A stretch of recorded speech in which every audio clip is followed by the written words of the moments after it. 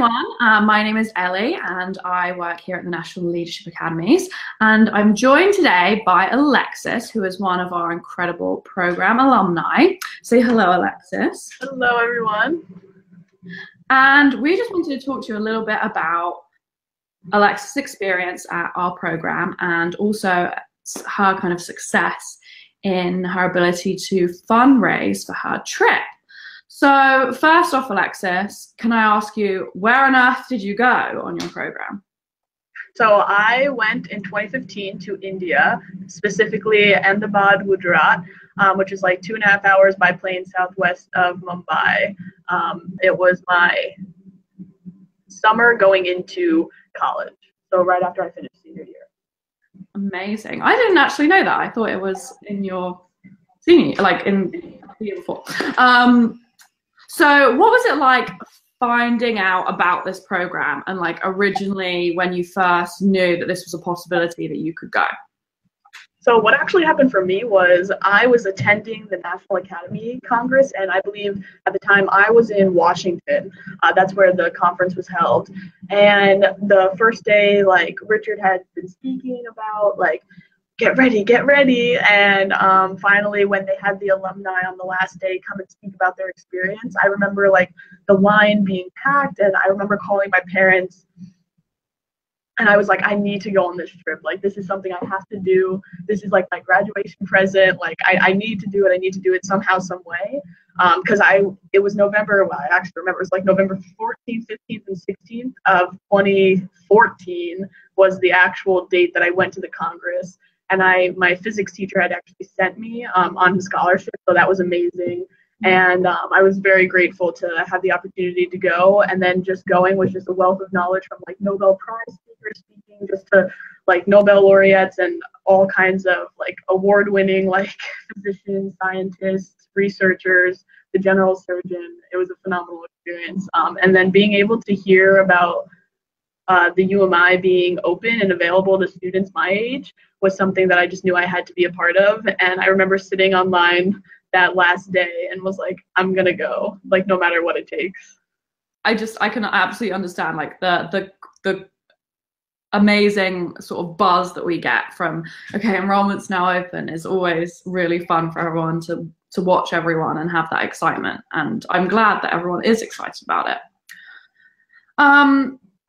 So you said like you called your parents, you said like, I have to go. What was your sort of initial reaction to knowing that it was an expensive program? So that was the downfall. I was 12th online. I don't know if you remember British Ben, that's what everyone called him. So he was actually the person that enrolled me. And I was on the line, not with him, but he came around to talk to the students. And very specifically a student named Garrett Wogan, who also went on the trip with me. He was from Texas. So Garrett and I looked at each other and we were like, we have to make this happen. And he was from Texas and whatnot. And I was just like, Mom, Dad, like, I have to go. And they always sacrificed and always were very, very supportive of my dream of wanting to become a doctor. And for that, I was extremely grateful. And basically, I made like kind of a deal with them, which was they would put down the initial deposit so that I could specifically enroll my spot. And then I promised that I would basically raise the money and find some way to pay for this or like pay them back. So that's what I try to like gear towards students is like, if you are financially like unstable and you can't do that initial deposit, there's several ways that you can like get your name down like via just a few like months of hard work and like fundraising. I did luckily have that ability to put that initial deposit down so that I direct deposit down so that I could like have my spot, because I remember that line that day, the wait list was crazy. The 50 people you registered, and then after that, because at the time only 50 people could register, and the wait list was like probably 100 people long, and like students were being turned away like left and right. So I was just so happy to be able to like do that initial deposit. And then I knew right when I left that Congress, I was spending the rest of my senior year like finding a way to pay for that. So there was no doubt in my mind that I was going to do it, especially when I set my mind to something, I can like definitely achieve it. But I also wanted to like really thank my parents for everything that they've done for me. And I felt like it was finally my time to like give back to them in an indirect way. So all of the sacrifices they made, like via education, I was like, I'm gonna figure this out, and that's exactly what I did. That's amazing.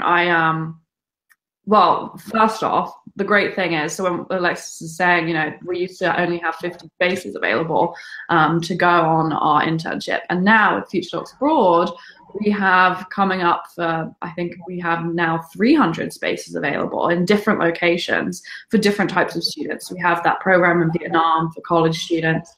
We have a program in Mexico and in Poland for high school students.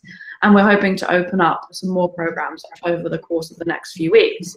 So that kind of putting down the initial deposit, if you can't do it there and then at the Congress, which, I mean, now we're past the Congress, so you might not have done it, it becomes so much more possible for you to be able to go on one of these trips. So before we go into like suggestions, I'm sure you have a lot of suggestions because you've become a bit of a whirlwind at talking to people and helping them out with this. Before we go into suggestions, what was it, because I love this story, what was it that you did? What did you do to raise your tuition?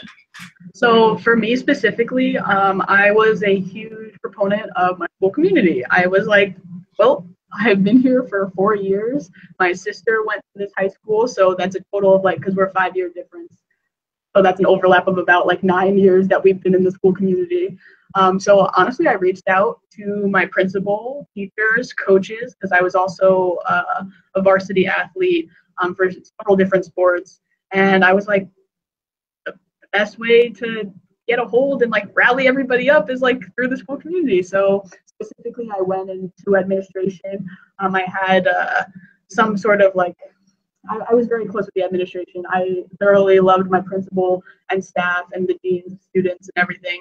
And when I went, I basically asked, like, is there any way that we as a community can somehow like fund this trip for me? Like, and from a very like selfless area, my principal kind of geared me towards the right direction and basically like how I can like better able approach this, like even like without our school community.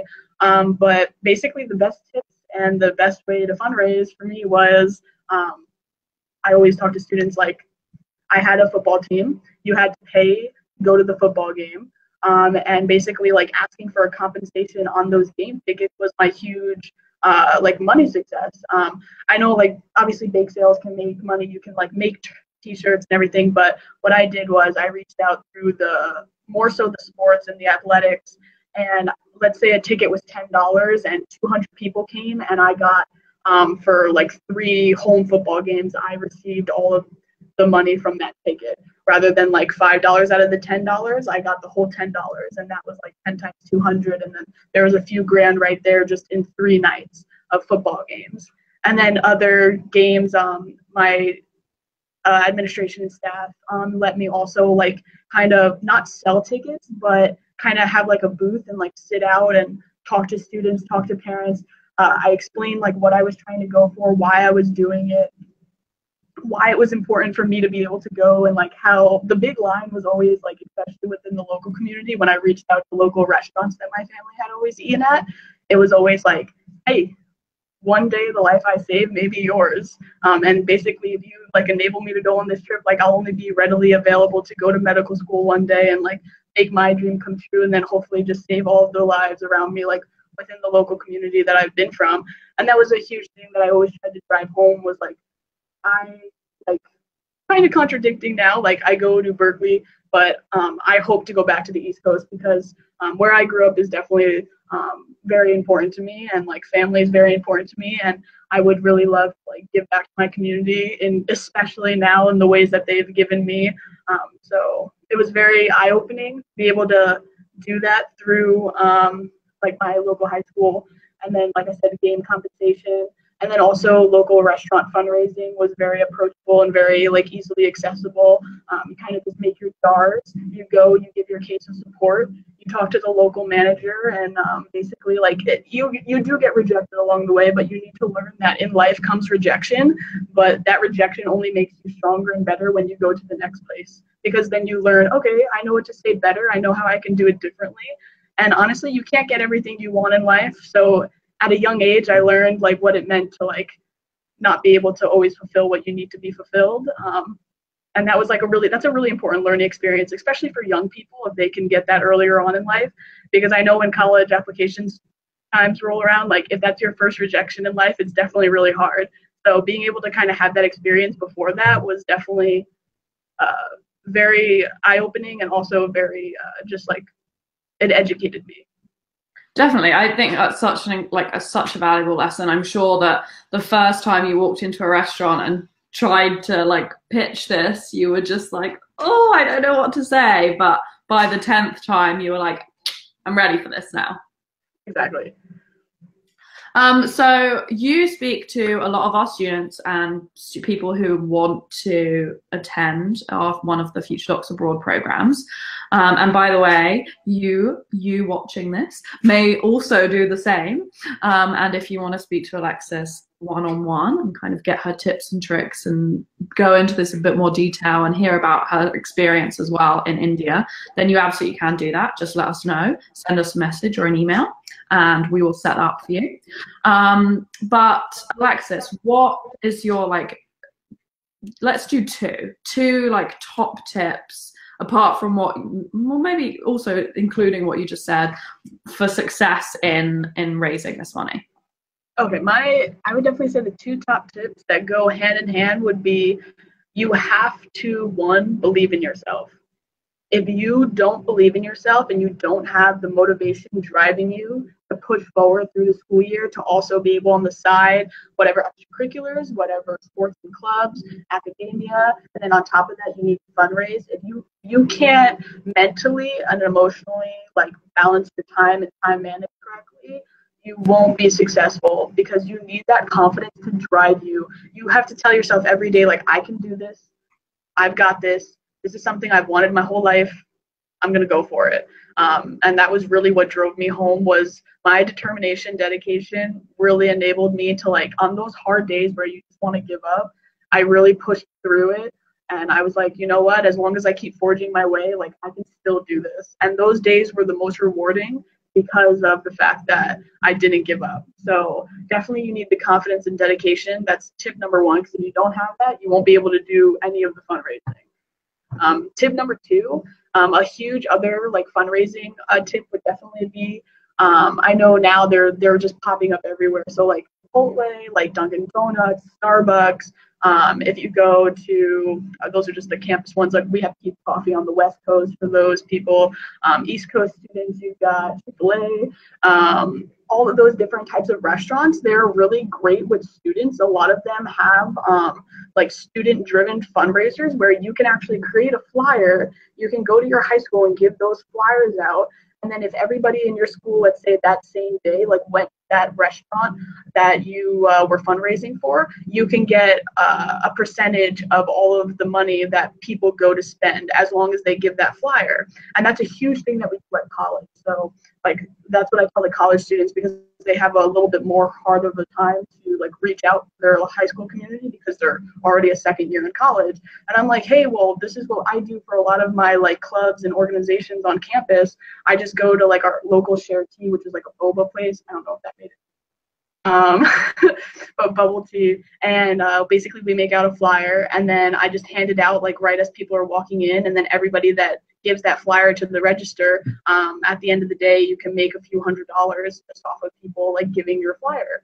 So, and that's quick and easy. It's just a few hours of your time kind of just standing outside the local restaurant and or diner, dive-in, whatever, and just handing out a flyer. So that's a big one too. But otherwise, exactly the advice I said, if you're still in high school, you have the best opportunity to fundraise, especially if you have good relations, you're on student council, staff and administration are always there to help. If you go to a public school, and you have a numerous amount of students that go to your school, it's even easier. I went to private school, so my school was much smaller, but I still anywhere you go, it is possible, so long as you have that number one, confidence and determination. Because if you don't have that, in the long run, medicine might not be for you. Well, I think that's a fantastic piece of advice, and you're right, that confidence, and not even in yourself that you're able to do this, but of course that is so important. If you don't if you don't manage your time, if you don't plan this out right, and you think, oh, you just procrastinate on it, I'm going to do it tomorrow, I'm going to start tomorrow, that tomorrow is just never going to come. But also if you don't have that self-confidence to walk up to someone and convey how important it is to you and why you're doing this and why they should help you, then you're not going to be successful either. So practice in the mirror or something. I don't know. That's what I would do. I would just stand and like rehearse my spiel to whoever I'm going to give it to in front of a mirror until I got it right. It does. It gets much easier after you practice it a few times. Yeah, exactly. And then you mess it up in front of 2 people and you move on to the next 10 and it's all okay. Exactly. It's going to be okay. It's going to be okay. I guess you have a really amazing little snippet of your favorite moment from India. So I'm going to ask you about that because I know that you had like a highlight moment, and I'm going to leave everyone on a cliff edge for like 2 seconds while I ramble on about how awesome it was. So I have a few phenomenal highlight moments from my India experience, but most specifically, I think narrowing it down, I would have to say ask questions, everyone. Asking questions is what can get you very far. So basically, little synopsis before, still keeping that cliffhanger in suspense. We were in basically an outpatient clinic in India, in one of the villages, and specifically, we were having the opportunity to see a live vaginal birth, but we were technically like waiting on the mother to be able to like go into contractions and like start going into labor. And very luckily, our group just so happened to see that. And I remember right before like some of the doctors scrubbed in before they delivered the baby, I raised my hand and I was like, is there anything I can do? Can I help? And the doctor was like, of course. Oh my gosh, like come on over. And I scrubbed in. They put scrubs, or I already had scrubs, but they put like an apron kind of over me. And basically, obviously, I don't have medical like background at that time, so I couldn't deliver the baby, but I was able to deliver the placenta after the baby was born. And then another student jumped on in, and it was actually my roommate at the time, and she was like, can I cut the umbilical cord? Like, and then students were just popping up everywhere, like, how can I help? What can I do?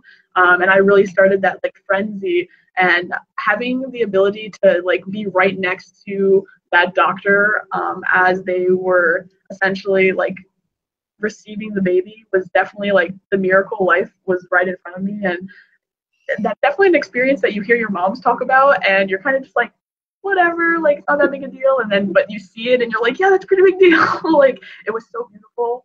I've never seen anything like that. It was definitely a very like heartwarming moment, and it definitely touched me in a way that I didn't think I could ever really experience.